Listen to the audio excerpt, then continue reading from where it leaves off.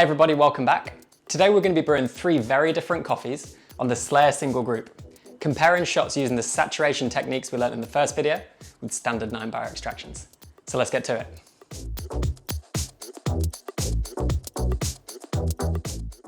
So we've got 3 very different coffees to brew today, and we're going to brew them in 2 different ways.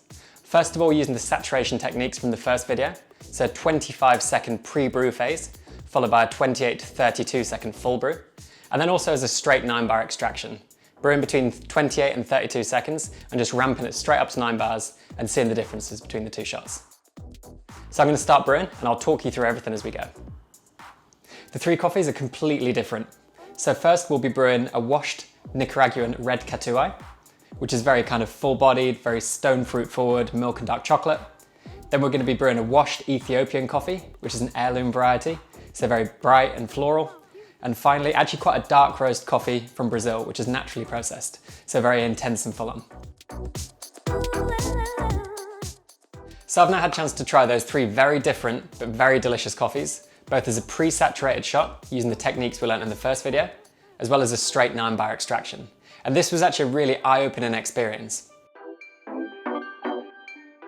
So the key thing I noticed in the taste balance of the espressos is that the pre-saturated shots had a higher sweetness than the straight 9-bar extractions. And this actually had a really positive impact on the balance of the cups.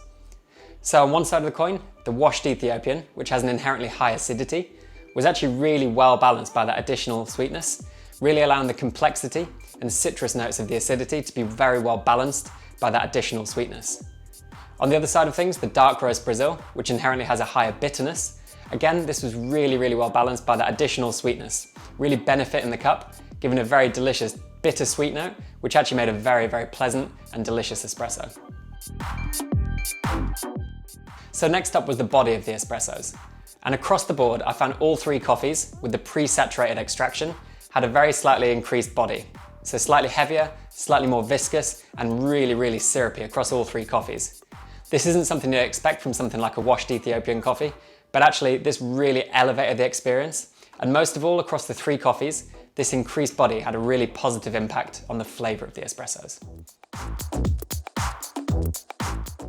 So when we take into account the increased sweetness in the pre-saturated shots, as well as the increased body, this had a really amazing impact on all of the 3 coffees across the board.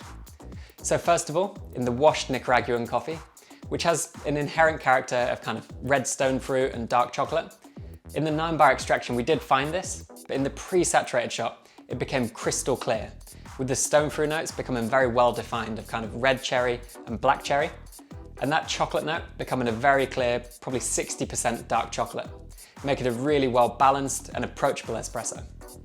In the next coffee, the washed Ethiopian, this became something in the pre-saturated shot like I've never tried before, and it was honestly unbelievable. So the 9-bar extraction had everything you'd expect from a really delicious washed Ethiopian coffee, kind of lemon, jasmine, black tea, a really good espresso. But when we moved into the pre-saturated extraction, it elevated it and pulled out a flavour like I've never tried before in a coffee like this, which was lemon curd, with a really kind of intense, rich, dessert-like texture, very viscous, and it really improved this into something even better than I've ever tried before from a coffee like this. The jasmine kind of floral notes from the 9-bar extraction, which were really good, kind of like a jasmine green tea, transformed into almost like a jasmine lemonade. So really refreshing, really left you wanting more and more from this amazing espresso, which was completely transformed. And in the final coffee, the slightly darker roast Brazil, which again inherently has kind of hazelnut and dark chocolate notes. This became from the 9-bar extraction, which was good, not particularly well defined, but a nice espresso, transformed into a very well defined, really kind of bittersweet hazelnut gelato, kind of milk chocolate character with the most amazing creamy texture, a really delicious kind of everyday espresso. So this was a really interesting experience for me, and it really showed me the capabilities of those pre-saturated shots, taking already great extractions and really great coffees to a new level like I've never tried before.